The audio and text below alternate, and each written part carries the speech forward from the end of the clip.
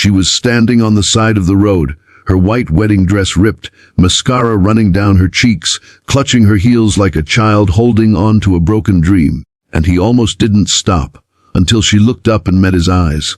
That single glance changed everything. He was just a single dad trying to get home to his little girl. She was the runaway bride of a billionaire.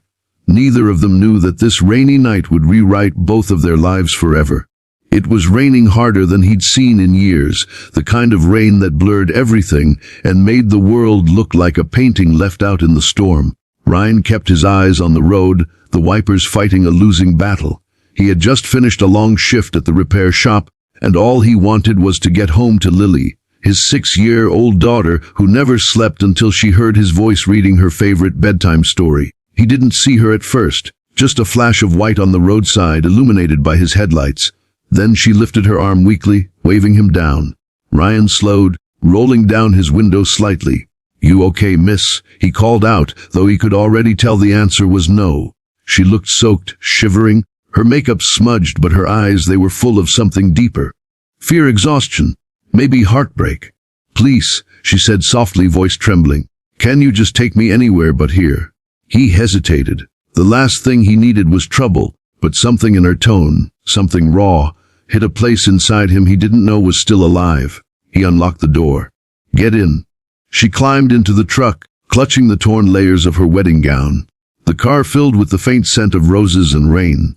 For a while, neither of them spoke. The hum of the engine and the storm outside did all the talking. After a few miles, Ryan broke the silence. "You running from something?" She looked down at her hands. "Someone." He didn't press, but when she whispered, "From a wedding," his eyes flicked toward her again. "Figured," he said quietly, noticing the lace. The bouquet ribbon still wrapped around her wrist. She gave a bitter laugh. "You don't seem surprised." "I've seen worse," he said. "Once picked up a guy who tried to sell me his tux for gas money." That made her smile for the first time, just barely.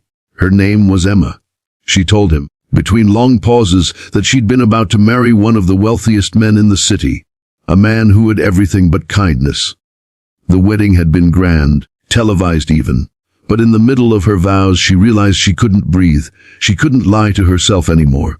So she ran, barefoot, down the marble aisle, out the church doors into the rain. Ryan just listened. There was something about her honesty that reminded him of his late wife, Anna, who had passed when Lily was just 2. Since then, life had been about surviving, not feeling. But tonight, this stranger with a shattered heart was stirring up things he'd buried deep. When they reached his small house on the edge of town, Emma insisted she could find a motel. But Ryan shook his head. "You'll freeze out there. I've got a spare room. My daughter's asleep. You can rest till morning." She hesitated, glancing at his old pickup and the modest house. "You don't even know me." He smiled faintly. "You look like someone who just needs a safe place. That's enough." Inside, the warmth of the house hit her. Pictures of Ryan and Lily covered the wall, small moments of happiness captured in a world that looked simple, real. She wrapped herself in one of his daughter's blankets, the pink fabric soft against her wet skin, and whispered, "Thank you." Ryan nodded. "Get some sleep. Tomorrow's a new day." But as he walked down the hall to check on Lily, Emma sat awake in the guest room, staring at the raindrops sliding down the window. For the first time in years, she felt something she hadn't known she was missing. Safety. By morning, the rain had stopped. The sunlight spilled through the curtains, painting the house in gold. Emma woke to laughter, a small, bright laugh that came from the kitchen. When she followed the sound, she found Ryan flipping pancakes while a little girl with curls sat on the counter, swinging her legs. "Morning," Ryan said when he noticed Emma. "You hungry?" Lily looked at her curiously. "Are you a princess?" she asked.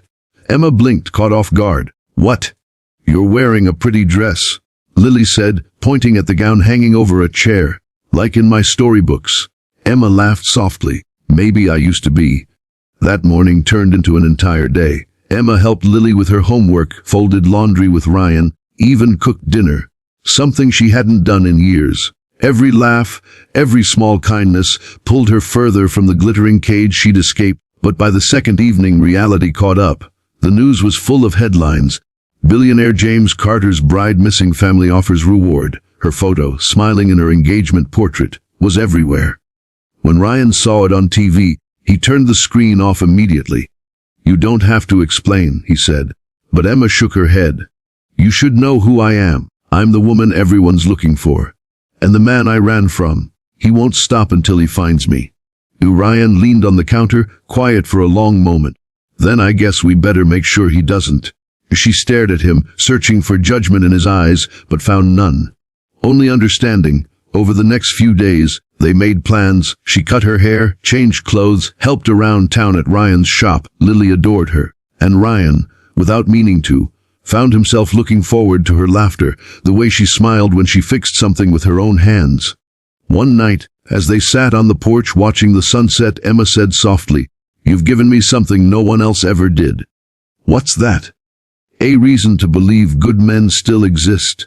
He looked at her, the fading light catching in his eyes. "And you've reminded me it's okay to live again." But peace never lasts forever. A black car pulled up a week later, and a man in a tailored suit stepped out, James Carter's driver. He tracked her down. Ryan stood protectively in front of her as the man demanded she return. "Your fiancé is worried sick," he said coldly. Emma's voice didn't shake this time. "Tell him I'm not coming back." The driver glared, then turned to Ryan. "You're making a mistake, sir. You don't know who you're dealing with." Ryan stepped closer. "Doesn't matter. She's safe here." The car drove off, leaving dust in its wake. Emma's hands trembled, but Ryan caught them gently. "It's over," he said. She looked up at him, tears falling freely. "No, it's just beginning." Months passed. Emma started a small bakery in town, the first thing she'd ever built on her own. Ryan helped fix the old shop. Lily helped test everything. The laughter returned louder this time, real. And one evening, when the sun dipped low and the air smelled of sugar and rain, Emma watched Ryan reading to Lily on the porch. She realized she wasn't running anymore. She was home. The camera would fade out there, on that quiet porch, the sound of a child's laughter blending with the soft hum of evening. Because sometimes, the people who find each other in the storm aren't just rescuing strangers. They're rescuing themselves, and that's the story of a single dad, a runaway bride, and the love that began on a rainy road when neither of them expected it. But both of them desperately needed it.